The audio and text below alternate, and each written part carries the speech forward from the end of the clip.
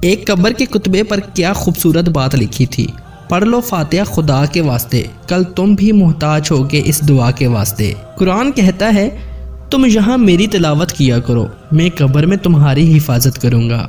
تمہارا دبدبا لوگوں یہاں صرف زندگی تک ہے، کسی کی قبر کے اندر زمینداری نہیں چلتی۔ ساری زندگی لگا دی تو نے مال جمع کرنے میں اے انسان، مگر شاید تو یہ بھول گیا نہ کفن میں جیب ہے اور نہ قبر میں الماری۔ مجھ سے کسی نے پوچھا زندگی کیا ہے، میں نے کہا قبر کی منزل اور آخرت کو یاد کر کے رونا۔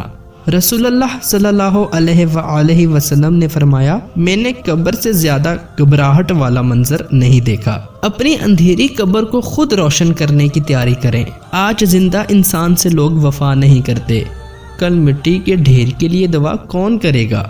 انسان کی سب سے مشکل رات قبر کی رات ہوتی ہے۔ اللہ ہمیں قبر کے عذاب سے بچائے، آمین۔